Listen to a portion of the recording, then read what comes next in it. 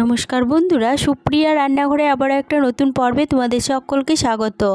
আজকে ভিন্ন স্বাদের কাতলা মাছের একটা রেসিপি আমি তোমাদের সাথে শেয়ার করব। এই রেসিপিটা ফ্রাইড রাইস, পোলাও, গরম ভাত যে কোনো কিছুর সাথে খেতে পারো, খেতে অসম্ভব টেস্টি হয়। তাহলে চলো বন্ধুরা, দেখে নেওয়া যাক আজকের এই রেসিপিটা কিভাবে বানানো হয়। রেসিপিটা বানানোর জন্য এখানে 3 পিস কাতলা মাছ নিয়েছি। মাছগুলোকে ভালোভাবে ধুয়ে পরিষ্কার করে নিয়েছি।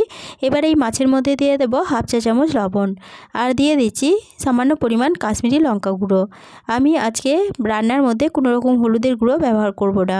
এবার মাছের মধ্যে দিয়ে দিচ্ছি একটা পাতিলেবুর অর্ধেক রস। এবার সমস্ত উপকরণ হাত দিয়ে মাছের মধ্যে খুব ভালোভাবে মেখে নেব।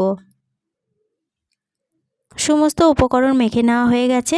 এবার এই মাছটা 5 মিনিটের জন্য রেস্টে একটা সাইডে সরিয়ে রাখছি। ততক্ষণে একটা মশলা রেডি করে নেব। তার জন্য একটা মিক্সিং জারের মধ্যে নিয়ে নিলাম 1 চা চামচ গোটা মৌরি, 3 টুকরো আদা, 2টো কাঁচা লঙ্কা। এবার এর মধ্যে দিয়ে দেব একটা বড় সাইজের পেঁয়াজ কুচি। অল্প পরিমাণ জল দিয়ে মিক্সিং জারের ঢাকনাটা বন্ধ করে সমস্ত উপকরণ বেটে নেব। সমস্ত উপকরণ বেটে নেওয়া হয়ে গেছে।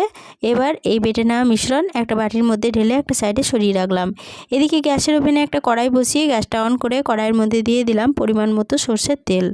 তেলটা খুব ভালোভাবে গরম হয়ে যাওয়ার পরে তেলটা কড়াইয়ের চারপাশে এইভাবে ছড়িয়ে নেওয়ার পরে এর মধ্যে একে একে মাছগুলো দিয়ে দিচ্ছি। সমস্ত মাছগুলো তেলের মধ্যে দিয়ে দিলাম। মাছগুলো ভাজা হতে থাক, সেই পাকে আরও একটা মশলা রেডি করে নেব।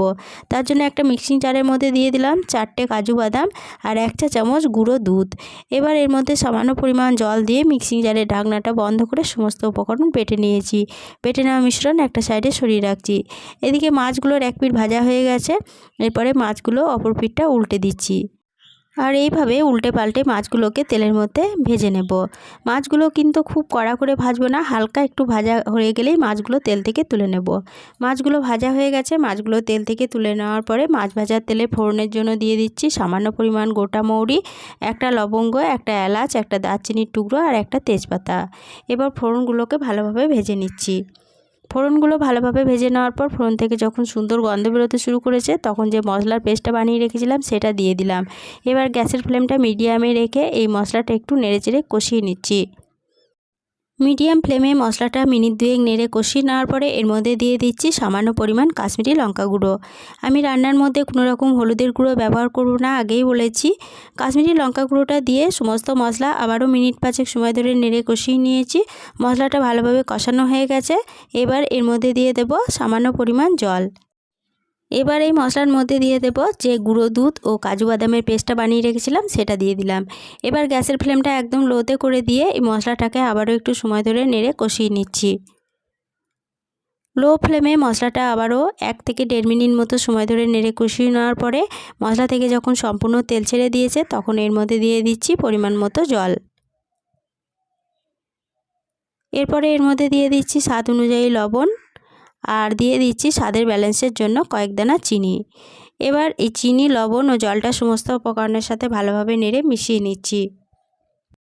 এবার মিডিয়াম ফ্লেমে ঝোলটাকে একটু সময় ধরে রান্না করে নিচ্ছি।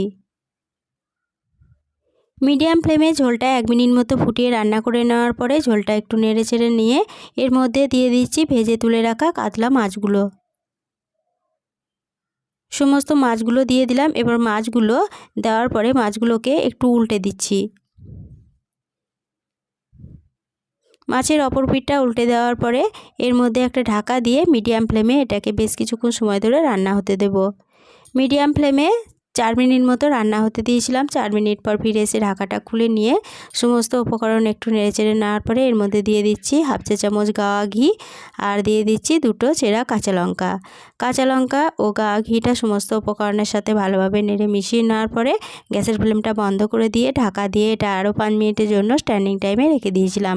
5 মিনিট পর ফিরে এসে ঢাকাটা খুলে নিয়ে মাছের রেসিপিটা কড়াই থেকে নামিয়ে নিলাম। পরিবেশনের জন্য আজকের রেসিপি আমার একদম রেডি হয়ে গেছে। আজকের রেসিপিটা প্রথম থেকে শেষ অবধি দেখার জন্য তোমাদেরকে অসংখ্য ধন্যবাদ।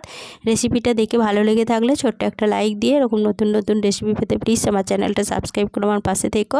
সকলের সাথে শেয়ার করে দিতে ভুলো না প্লিজ। আজকের রেসিপি এই পর্যন্তই ছিল। ফিরে আসবো আবার নতুন কোনো রেসিপি নিয়ে।